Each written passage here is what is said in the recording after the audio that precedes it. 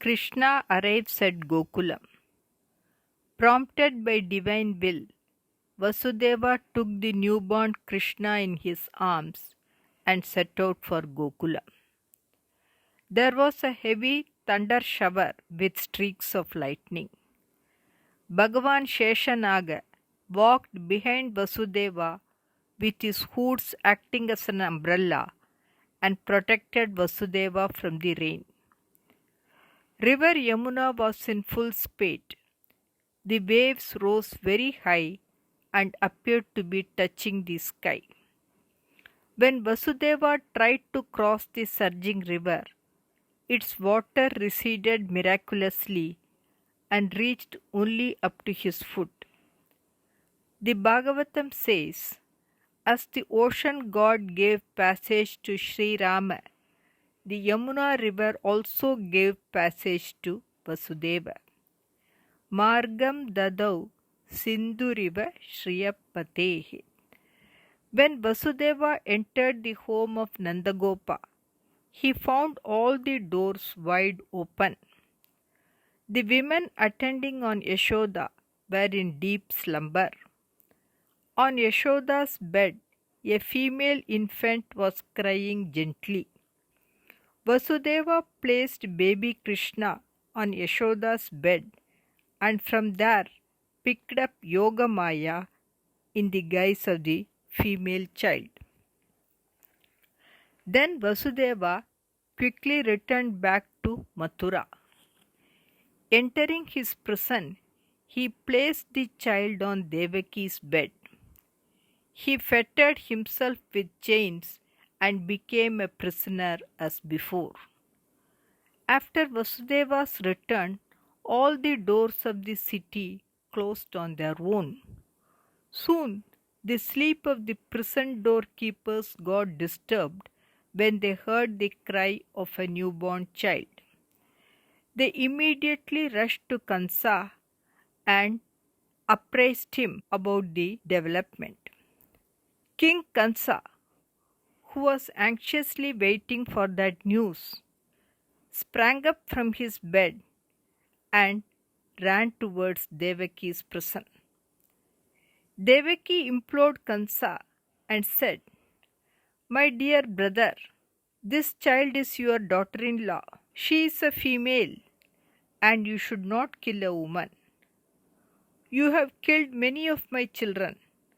Now, please give me this girl who is my lost child."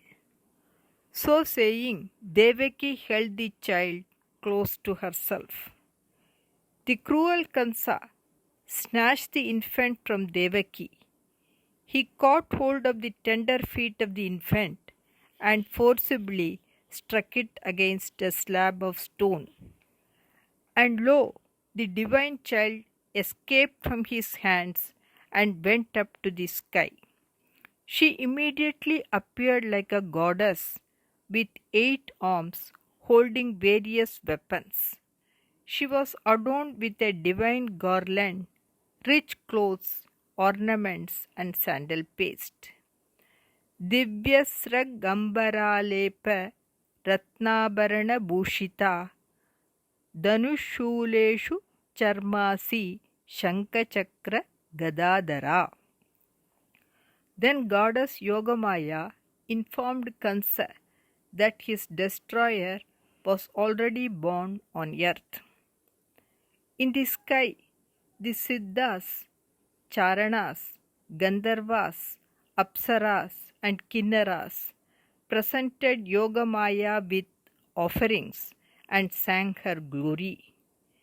The goddess entered many temples on earth and was worshipped with various names like Durga, Bhadrakali, Vijaya, Vaishnavi, Kumuda, Chandika, Krishna, Madhavi, Kanyaka, Maya, Narayani, Ishani, Sharada, and Ambika.